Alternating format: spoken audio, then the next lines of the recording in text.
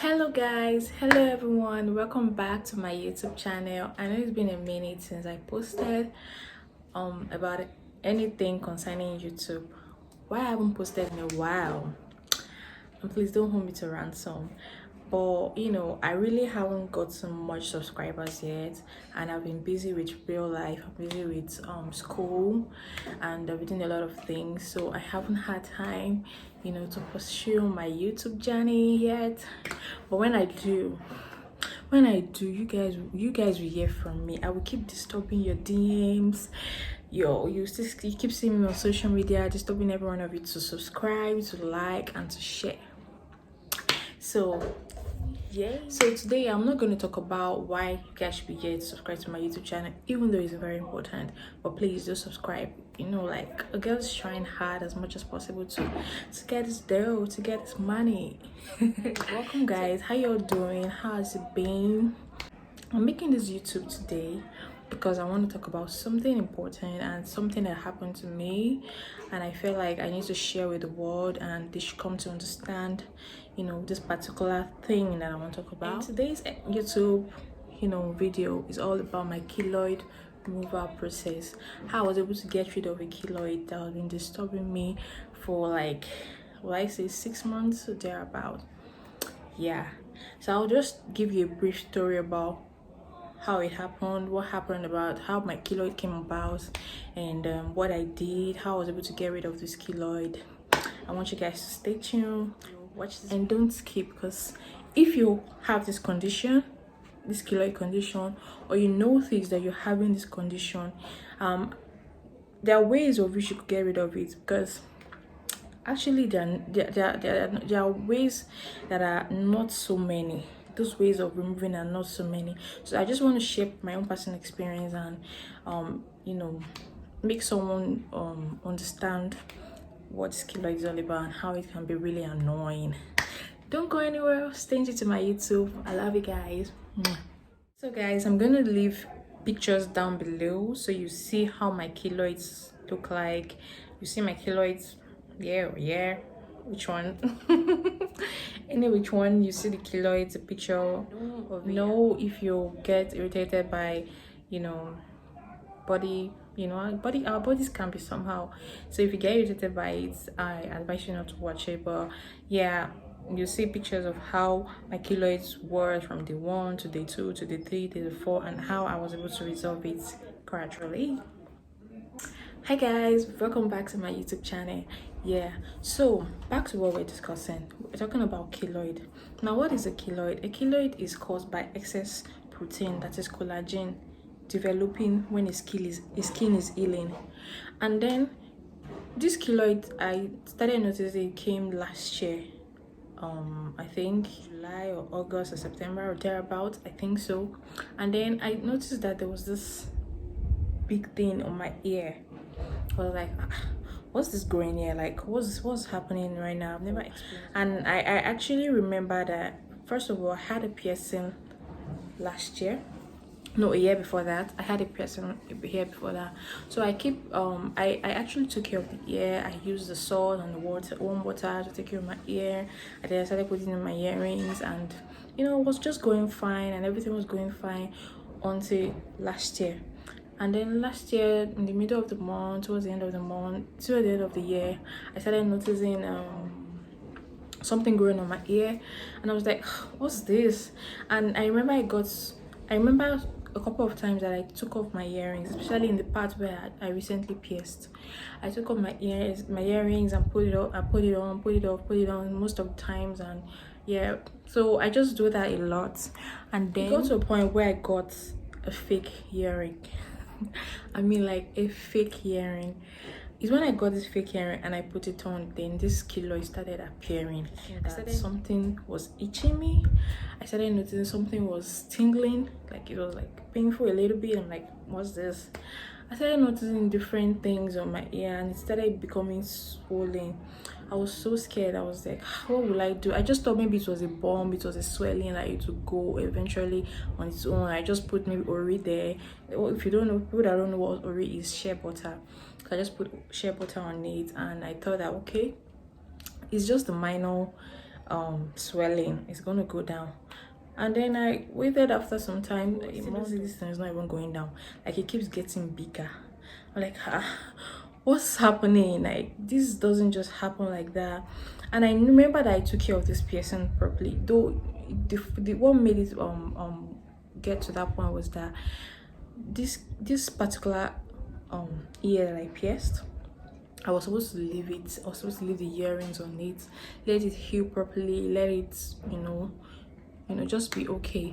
And I did not do that. I was rather removing the earrings and putting another one. And sometimes when I get some misplaced the original earrings that I bought, I go and buy the fake ones. And that was when I started noticing the changes. I was not supposed to be doing that. And when I did that, it resulted into, so I felt really bad. A couple of months, I thought this thing would go. I put hot water on it. I had to boil water to put on it, and when I boiled water to put on it, I just massage it with salt. I bought this there's a cream I bought, antibacterial cream. I bought the cream. I started putting it a couple of months, like, so when we entered during the last 4 months of 2021, I was trying to take care of this keloid. The keloid said, babe, I'm here to stay, I ain't going nowhere. I was like, sis, you're here to stay? No, not possible. I started fighting with this keloid though.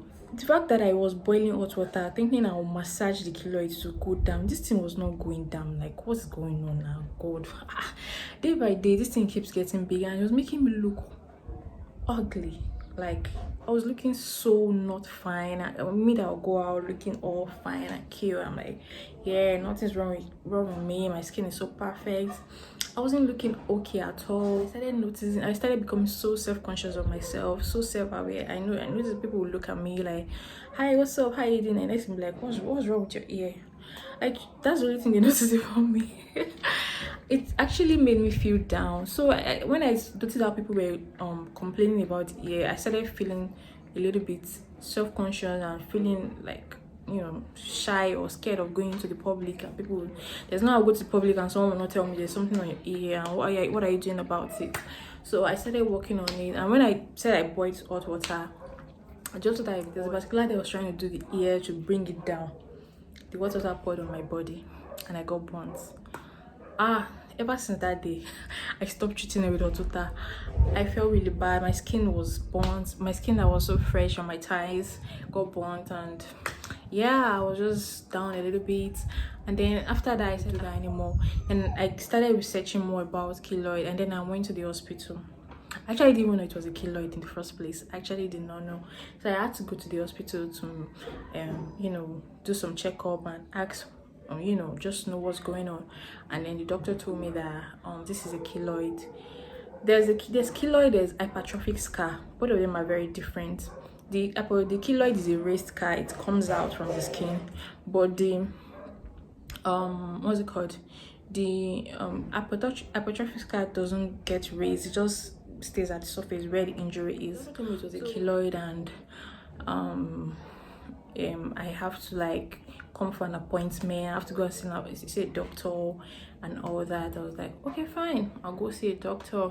Let me go see the doctor now. They were like, no, they can't see you now. They have other patients to see. I'm like, okay, I have to go and take appointment and all that. I was like, all right, yeah, I'll go take an appointment. Then I left. Immediately I went. The doctor actually was really nice. She was a nice lady. She told me that she's going to recommend somebody to me that I should go and make inquiries about a dermatologist or a doctor that can treat this stuff. And I was like, okay, no problem. So I went. There was literally nothing I did not do to take this keloid off my ears. There was literally nothing apart from the hot water that I did. I also used razor blade. Can you imagine? I'm such a risky person. Like, I like to do things that makes my body vibrate. I don't know if I'm saying the wrong thing. Like, I just love doing things that are like, wow, risky. Yeah, I can do this thing. Yeah, I don't know if I should swear. I don't just care. I don't care. I'm just gonna do this thing anyway. And I used the razor blade. I just put it right in my ear, and I was literally just cutting this thing, and I wasn't feeling pain. Though I felt a little bit of pain, but I was trying to endure it as much as possible, and I kept cutting, like seeing this thing would go away. God, if you see the amount of blood that was coming out, guys, it was not funny. So I decided to stop, and the moment I did stop, can you imagine, the next day this keloid grew times 2 of what it was. The keloid grew times 2 of what it was. Like, I was like, no, I shouldn't have done this. Because touching with a keloid, tampering with a keloid, the more like you're trying to cut it off, you're trying to use, I don't know, I feel like using an instrument to decide to remove the keloid makes it grow bigger. It makes it grow times 2 or times 3 of what it was. So it's not advisable to try to use instruments to want to cut off the keloid, or it's not even advisable to go to the hospital to try to cut off the keloid, because there's 90% chance of keloid going back. And that was the reason why it was really so hard for me to get it off. I was really surprised that even the hospital, they can't do anything about it. Even if you go to the hospital and they want to do something about it, there's a chance of this thing coming back. So what's not the point? You have to use sense, strategy, logic. I had to use sense, strategy, and logic to follow it through, because using what's it called? There are different methods actually. I'll get back to that. I'll get back to the different methods of keloid. So that was basically it. Yeah. Sorry about the noise in the background, guys. Like, we live in Nigeria, basically everywhere so noisy. Back to the story. I actually went to the dermatologist, the supposed dermatologist, but I got there, dermatologist was not around. They said I had to take an appointment again. Like, appointments will not kill us in this country. Appointments. And they told me, they not give me the appointment of when I'm supposed to come. I was supposed to come February of 2021. As at, we're like in November, I was supposed to come February of 2021. I was like, hey, February, like it was too far. I was like, so what happens by then? Like, my keloid is going to grow much more bigger than this when I get there. And the person who gave me an appointment was like, no, it's not, nothing's going to happen, just come by them. I was like, oh, please sir, can you just fix me like maybe January or something? Let me just come January. The man was like, no, you can't do that. There are a lot of people that have been appointed already for those days, yeah, and they are more severe. The cases of those people's cases are more severe than mine. Mine is not that of a big deal that I should come that February 21 or something. I felt really sad. I was begging this man that please just change it for me. I'm a student of this college. I actually went to the my school hospital that I was student of this college. Please, can you just bring the day forward for me? The man was like, no, we can't do that.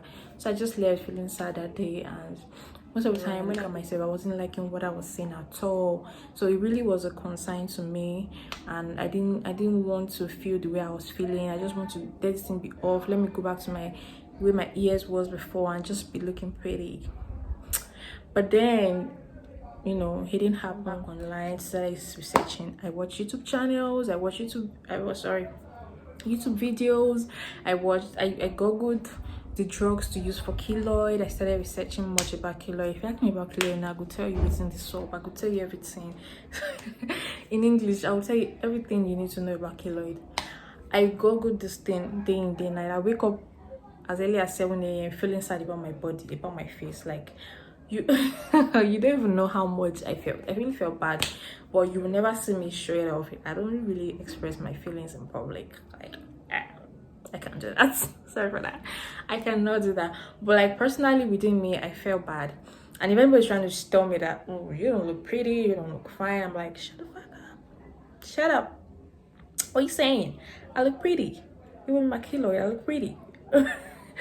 So guys, I actually just decided to, like, you know, do my own thing, do my own research, you know, take the bull by the horn, do that thing myself. And I did it.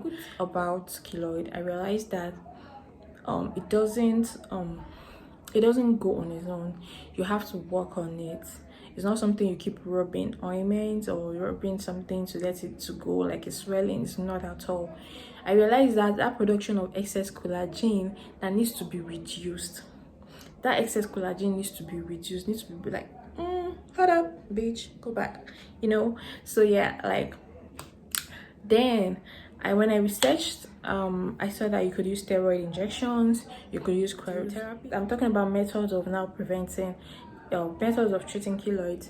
You could use steroid injections, you could use cryotherapy, you could use there are other ways of bringing it. There's a heating method, they call it. So people go for the steroid injection, but the steroid injection takes a very long while. You could be doing that for like 2 months to a year. This keloid will still be there, and you have to be careful because things about keloid, they are very sensitive.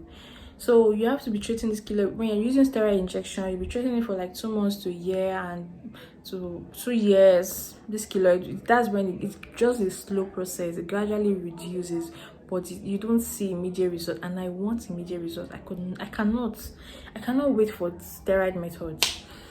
Cryotherapy, I thought of that. I met my mom. I was like, look at. She was like, was I the one who sent you to pierce your ear? You know African mothers are. Was I the one who sent you to pierce your ear? You caused your problem yourself, so find solution to it. Oh my goodness. I said that. I was like, okay. I didn't say anything because you cannot argue with an African mother. But she would give me money to buy drugs for the ear, maybe like steroid injections, because I actually tried steroid injections. I put it in, but I wasn't seeing an immediate effect. I wasn't seeing the effect I wanted. I was patient though. I least I waited for like 2 weeks or thereabout. But patient to people is defined. Like that was a patient I was, and I wasn't seeing the effects. I was like, no. I didn't have money for cryotherapy, and my parents would not want to answer me like, you don't want to cost your secretly for your money yourself, you want to cost your problem yourself. So I didn't bother to ask them. When I was going through YouTube, all of a sudden I saw a method, the rubber band method, and I realized that I wasn't the only one in the world that has keloid. Like a lot of people has keloid, and I see a lot of people had keloid even before I have keloid self, but I've never taken consideration that it's going to happen to me. So when I had it, and I realized the number of people that had it and I have it, I was like, wow, so this is what they are going through. Imagine people that have bigger ones, like much more bigger ones than my own, 4 or 5 times the bigger one, covering all their faces like that. I see a lot of people do have keloids in Nigeria and everywhere. So on YouTube channel, when I searched about the rubber band method, and I was like, I can't try this thing. Like, it's scary. I have to put a rubber band on my keloid and leave it there for days. I saw it at first. I was like, no, I cannot try it. Then after using the steroid injection, I didn't see results. I felt sad. I started going back to the YouTube again to search for what other method I could use. I keep seeing your rubber method popping up. I was like, well, anything. Anyway, now wait, let me just give it a try. And then I gave it a try. And this is what happened to me. You watch the video here. You see the video or the picture of my keloid process. Yeah, so that was the way it was day 1, and then that was it day 2. Yeah, day 3, day 4, and yeah, day 5.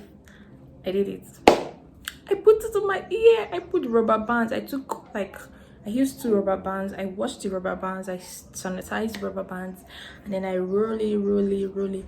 As you can see now, see how my ear looks like. See what the ear looks like.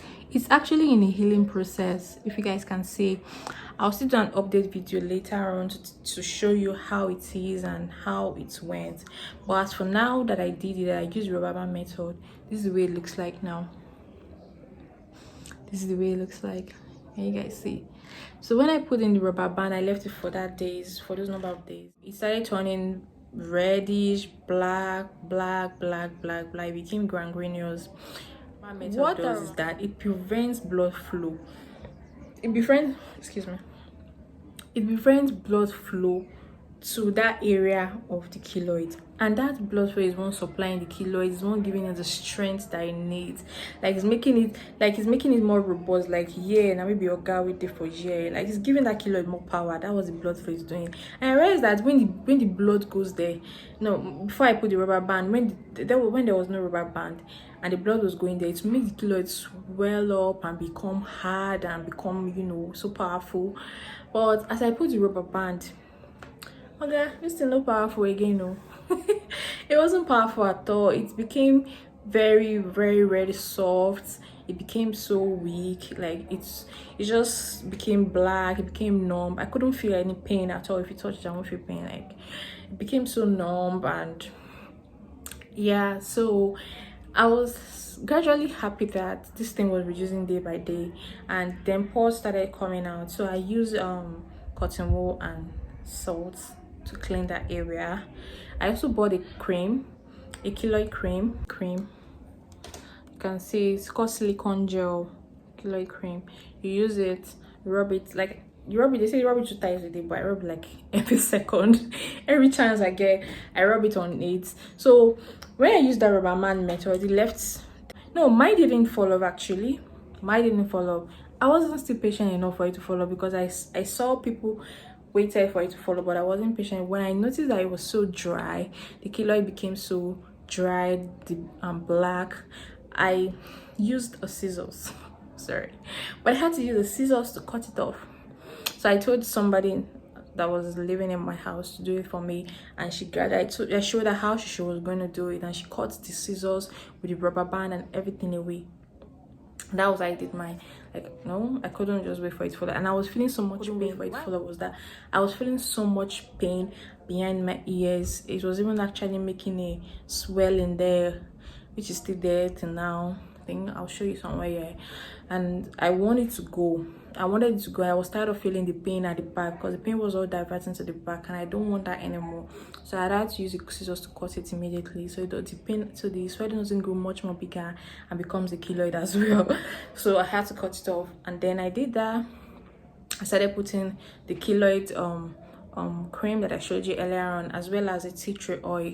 So I constantly put that now. I put the tea tree oil and I put the keloid cream every minute I get. Like, no, I don't waste time. I don't waste any time to just like, oh, let me wait for this thing. It's gonna go by itself. No. And I also ensure to apply pressure on it.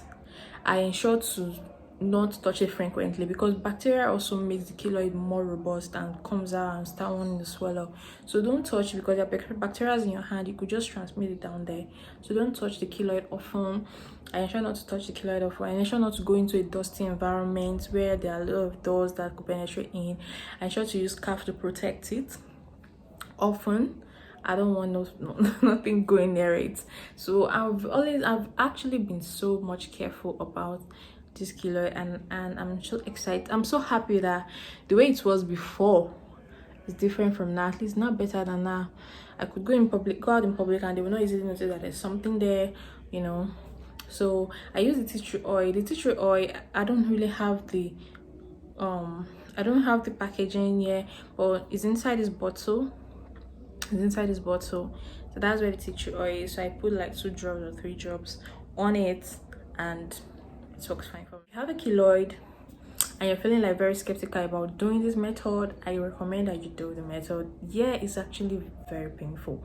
You will feel so much pain, like your head won't burst or your body will literally hurt. Everything about it is so like you would not even be able to stay.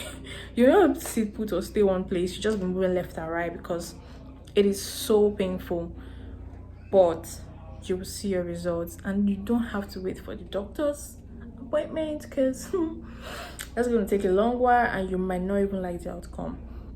So yeah, it was rubber band method I used, and I'm glad that it's actually working. My ears are healing. I don't have any complications from it, and it's getting better. So guys,